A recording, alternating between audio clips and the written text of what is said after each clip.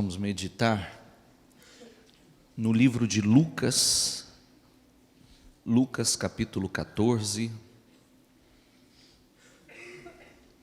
a partir do versículo 15.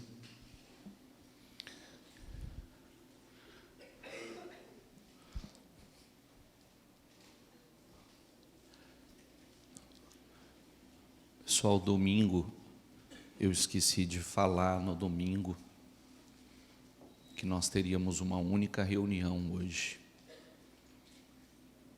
Eu falei no domingo? Falei não. Hã? O senhor viu no site?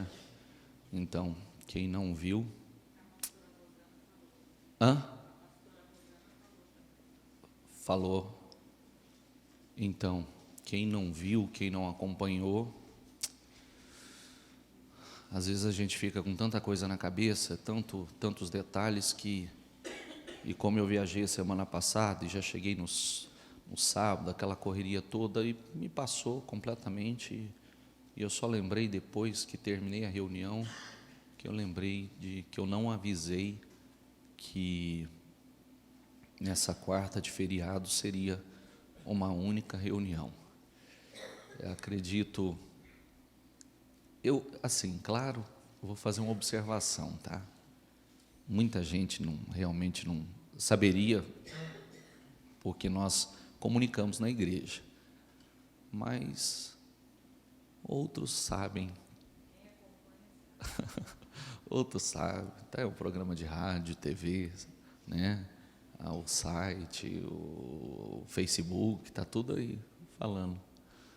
Vamos lá, senta os obreiros.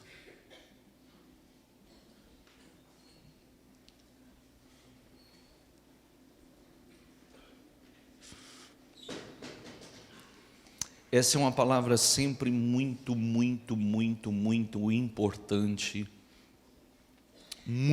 importante, que continuamente nós devemos trazê-la e meditar sobre a importância dela.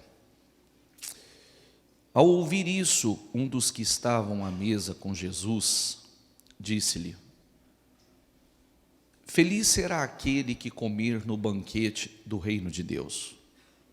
Jesus respondeu: certo homem estava preparando um grande banquete e convidou, diga comigo, muitas pessoas. Na hora de começar, enviou seu servo para dizer aos que haviam sido convidados: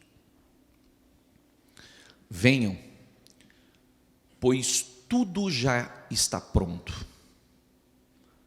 Mas, diga comigo, eles começaram, um por um, a apresentar, leia essa palavra, desculpas. O primeiro disse: acabei de comprar uma propriedade e preciso ir vê-la. Por favor, desculpe-me. O outro disse: acabei de comprar 5 juntas de bois e estou indo experimentá-las. Por favor, desculpe-me. Ainda outro disse: acabo de me casar, por isso não posso ir. O servo voltou e relatou isso ao seu senhor. Então o dono da casa irou-se e ordenou ao seu servo: vá rapidamente para as ruas e os becos da cidade e traga os pobres, os aleijados, os cegos e os mancos.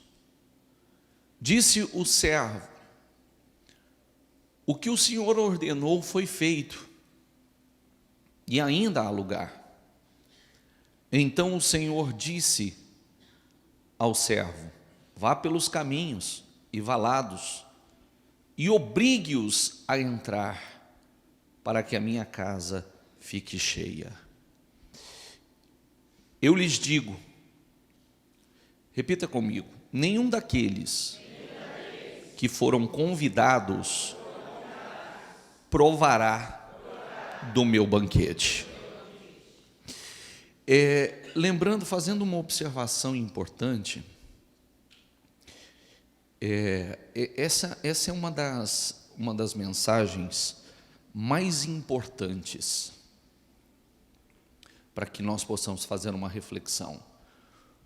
Porque o Senhor Jesus, essa parábola que o Senhor Jesus está contando, está falando justamente dele e nós, como as coisas funcionam. E é um exemplo muito grande, né? Um exemplo realmente para a gente pensar com muita profundidade e não se distrair com isso. Se alguém estiver no pilar, muda de lugar e vem para onde você possa me ver, que tem bastante lugar por aqui. E aí, nós sabemos que está sendo preparado para nós um grande banquete. Para quem não sabe, nós teremos a princípio, quando subirmos, nós teremos o que é chamado 7 anos de bodas, 7 anos de festa. Olha que coisa linda, hein? 7 anos de festa. É uma grande recepção que nós teremos. E nós somos a igreja. A igreja é a noiva. Jesus é o noivo. Está chegando o momento da união, desse casamento da igreja com o noivo, o nosso encontro com o noivo. E o que tem acontecido nos dias de hoje? Deus tem trabalhado de todas as formas e tem convidado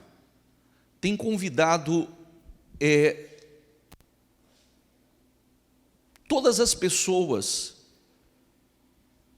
para que seja participante disso. Há uma grande festa sendo preparada, há um grande banquete sendo preparado para nós. E o que tem acontecido? Muitas pessoas têm dado a sua justificativa, apresentado as suas desculpas para não estar. Sempre uma justificativa. Voltando ali, volta lá, por favor. Mais uma. Mais. Mais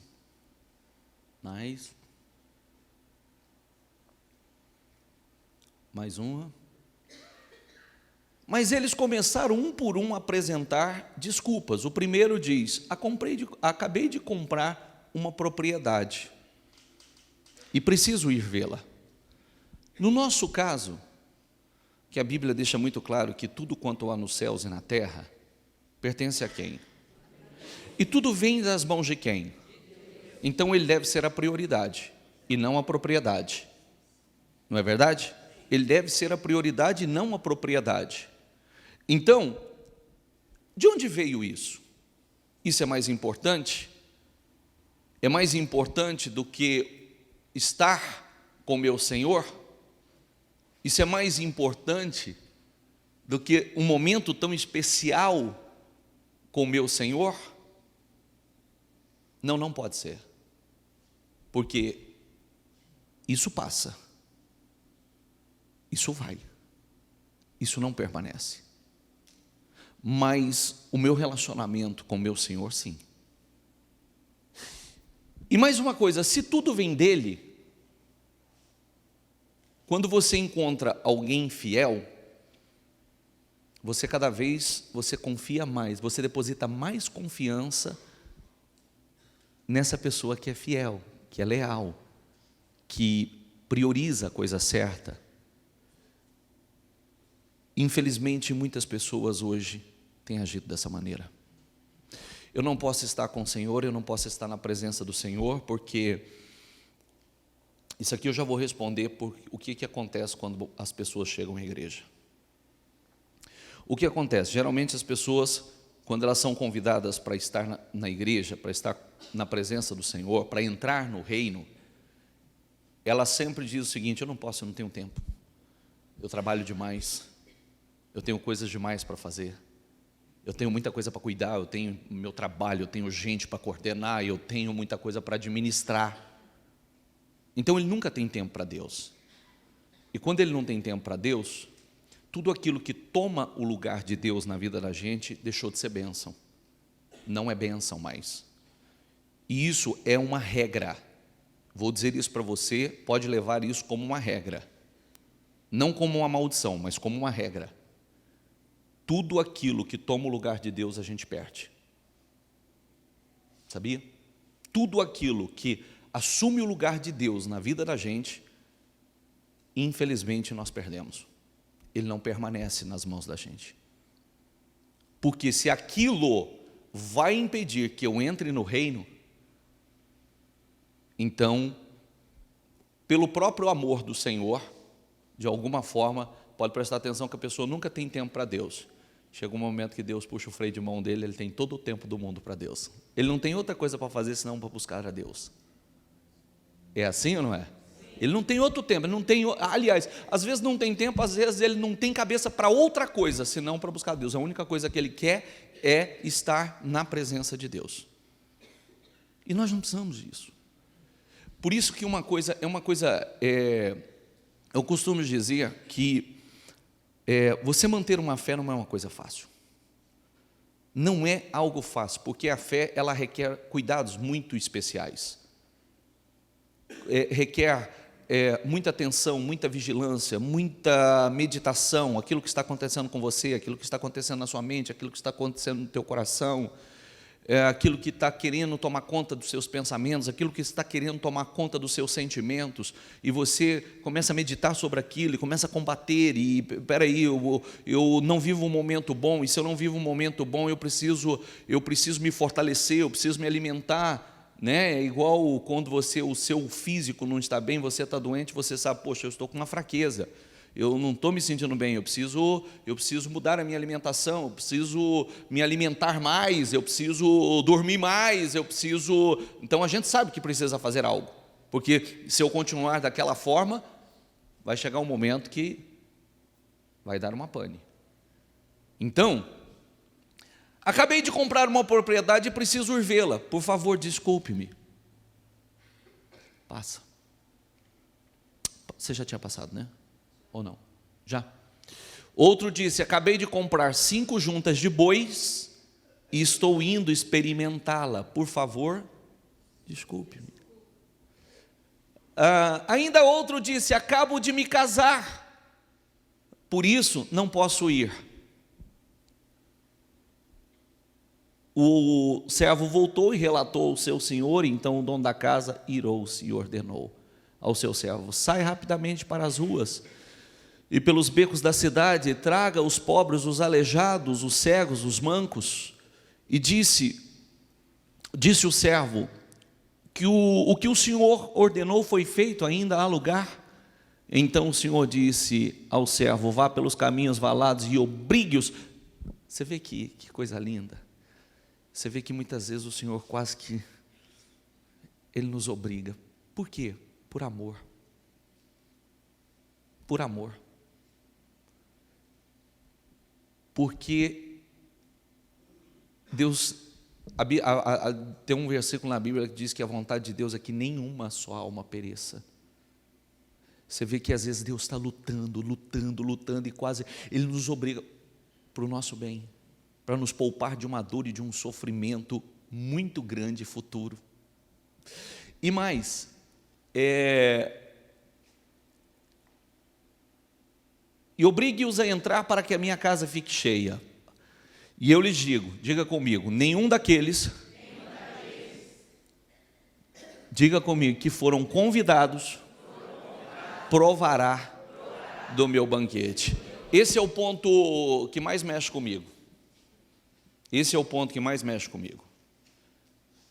Por quê, bispo? Você percebeu que esses foram convidados especiais?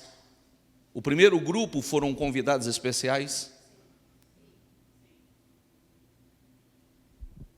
Aqueles que foram convidados especiais, deixaram de ser especiais. Aqueles que ocupavam uma posição especial, deixaram de ser especiais. Já não era mais necessário. Aliás, agora eles não vão entrar.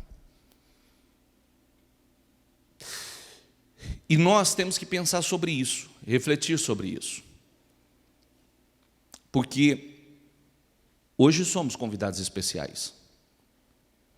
Mas se começarmos, um dia você apresenta uma desculpa, outro dia você apresenta uma desculpa, outro dia você... Eu faço uma pergunta para você, olhe para a igreja agora. Hoje é feriado. Eu diria, muitas pessoas diriam assim, eu aproveitei o feriado e fui visitar os meus pais que estão em outra cidade. Ok. Mas todos foram. O que boa parte está fazendo agora?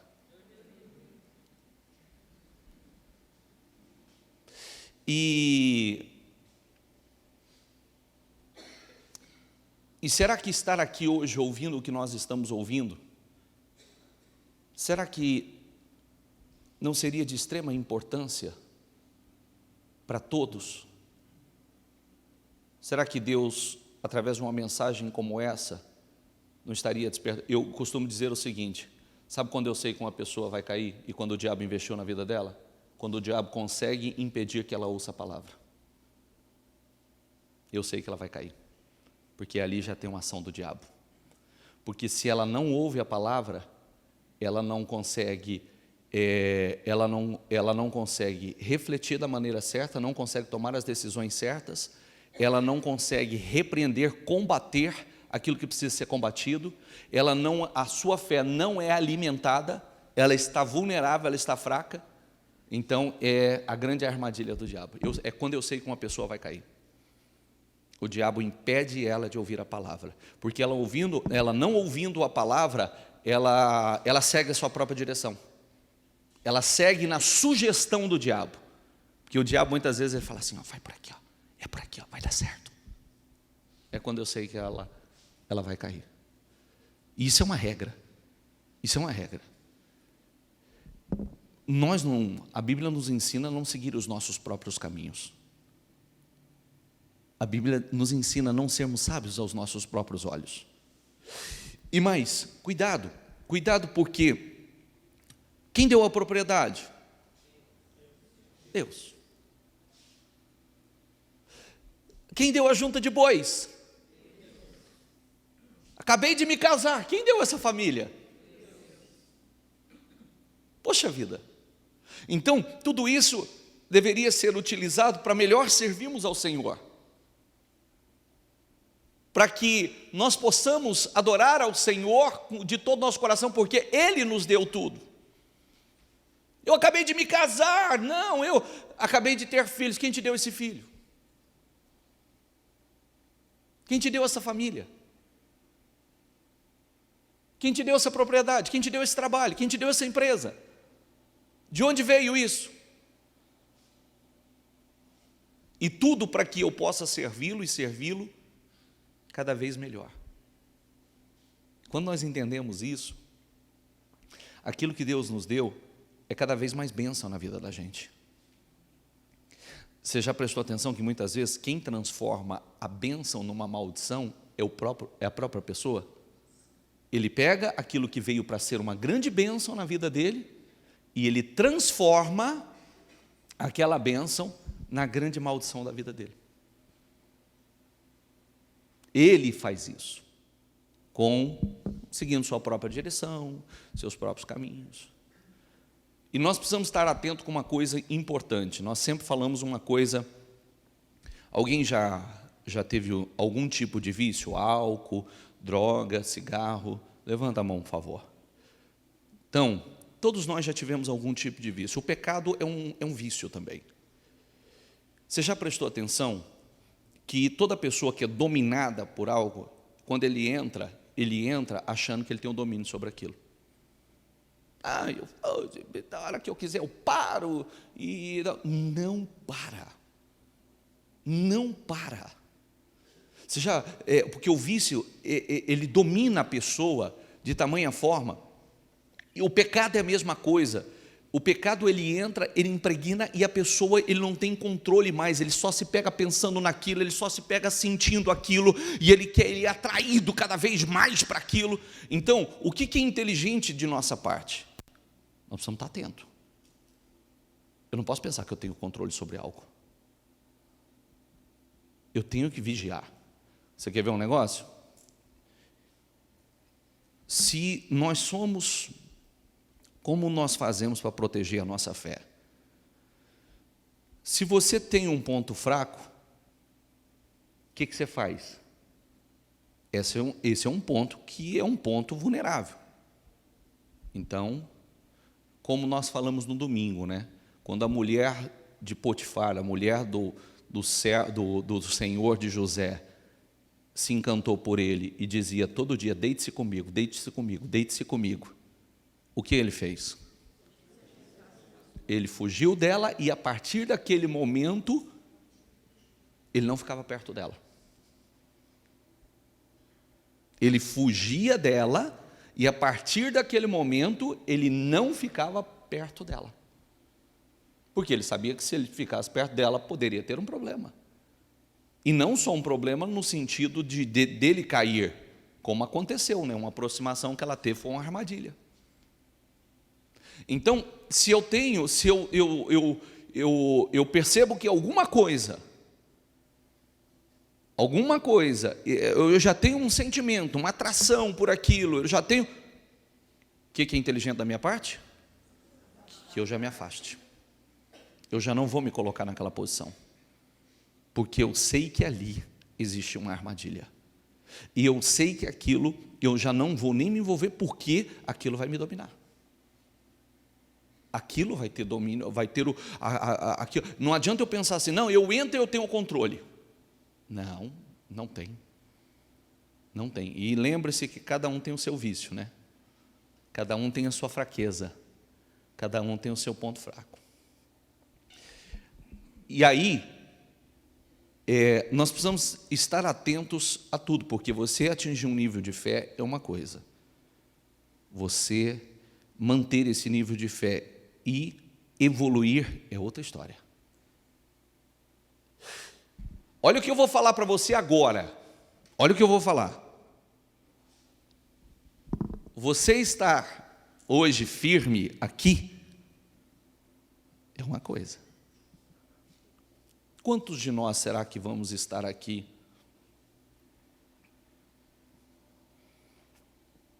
Eu diria assim: será que todos que estão aqui, ou todos que pertencem à igreja, vão estar na mesma fé ou acima daqui a um ano? Será que nós vamos nos ver aqui daqui 2 anos? E se Jesus não voltar há 5 anos, será que você vai estar aí?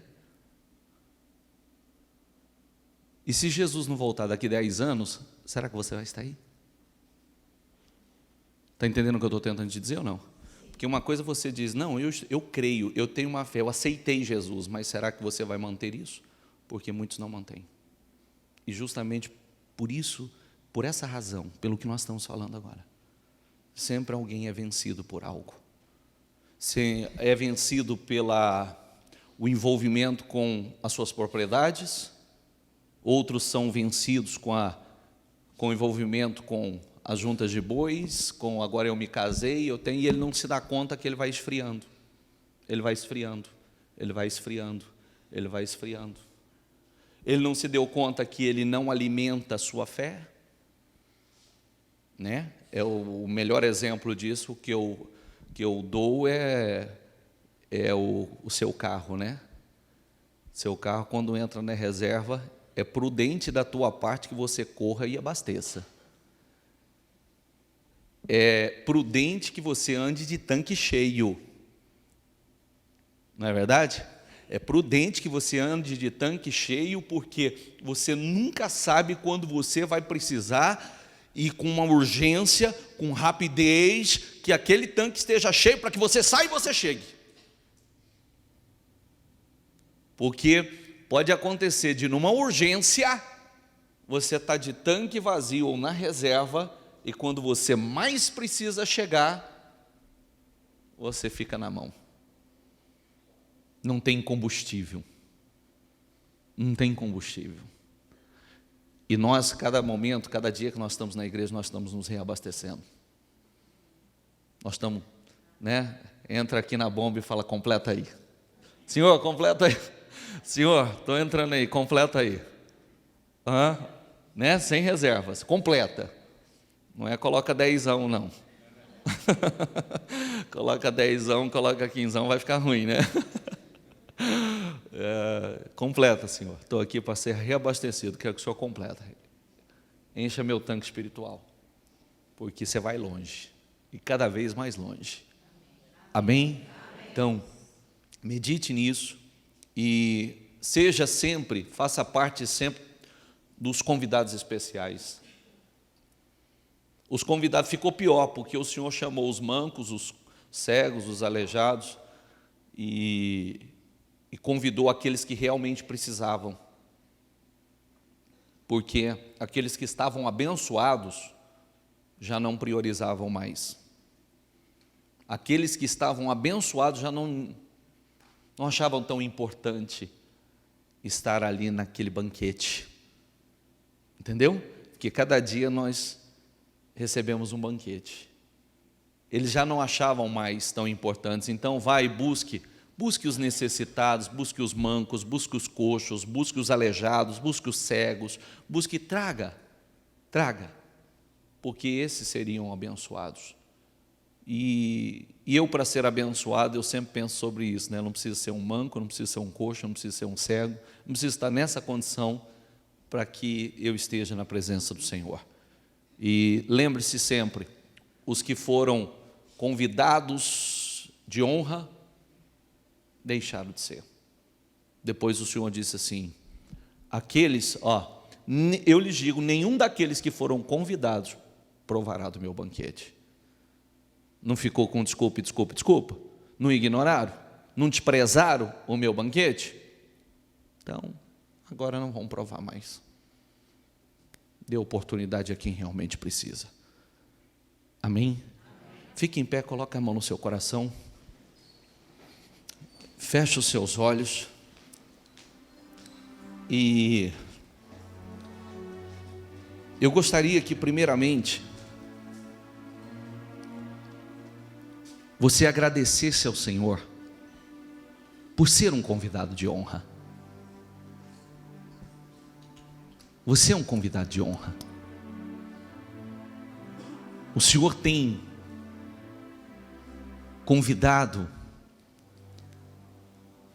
você de uma forma especial.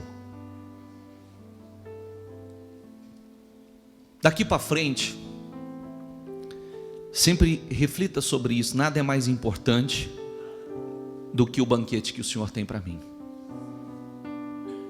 Nada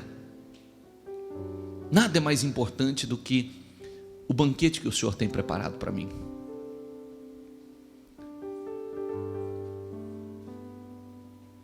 Tem uma frase que a gente usa. Você sabe qual a importância? Só dá uma olhadinha aqui para mim antes de pedir para você fechar os olhos, colocar a mão no coração, mas dá uma olhadinha antes aqui. Tem sempre uma reflexão que nós fazemos. Às vezes parece ser mais um alimento comum. Nenhum alimento é comum. Se nós perguntássemos às mulheres, aos homens que gostam de cozinhar, mas principalmente as mulheres, geralmente você não se lembra da maior parte dos pratos que você preparou. Ou muitas vezes, os pratos que você prepara, o almoço, o jantar que você prepara, todos os dias pode ser até comum. O famoso arroz com feijão. E você sabe, mas ainda que você não lembrasse do que você fez aí para trás, os pratos que você fez o mês passado, o mês retrasado, você sabe que cada um deles foi importante para que você estivesse aqui hoje com saúde, com força, com vigor, saúde física, saúde mental,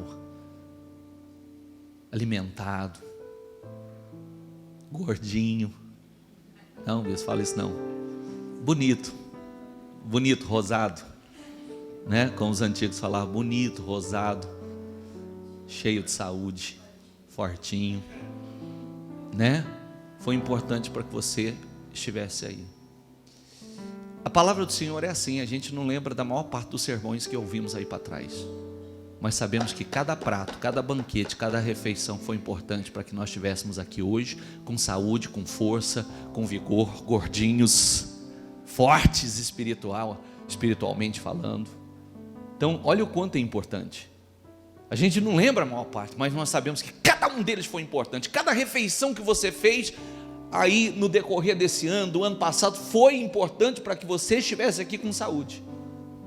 É verdade ou não é? Cada um deles, você não sabe qual foi, mas cada um foi somando, foi contribuindo, foi assim. É o banquete preparado pelo Senhor, é o alimento que o Senhor prepara para nós. Você não lembra da maior parte dele, mas você sabe que ele foi importante para você, ele foi importante para a sua fé, ele foi importante para te manter, porque às vezes a gente está fraco, como aconteceu segunda-feira aqui, às vezes a gente está fraco, prostrado, viu o Senhor e te levanta. Às vezes você está se sentindo meio doente, vem a palavra e entra e te renova, te restaura, te cura, e assim por diante. Por isso é tão importante. Vamos colocar isso. Eu preciso entender o que é prioridade. Eu não vou desprezar o banquete que o Senhor tem preparado para mim. Você é um convidado de honra, e é preparado para você pratos especiais, né? Todos os dias são preparados pratos especiais, que cada um deles você degusta de um manjar. Às vezes as pessoas, outro dia uma senhora me mandou uma mensagem, ela dizia: às vezes eu saio da igreja, fico em casa, nem eu entendo o que está acontecendo comigo, porque aquilo entra dentro de mim de uma forma tão gloriosa que eu nem sei explicar, porque ela fica ainda sobre o efeito daquele manjar, daquela mensagem, daquela palavra, daquela presença gostosa que é a presença do Senhor. Poder estar assim tão perto, esse momento é o que eu preciso.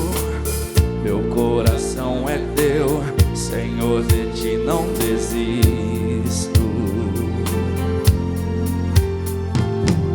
Tanta saudade eu sentirei de ti, nunca mais eu esqueci.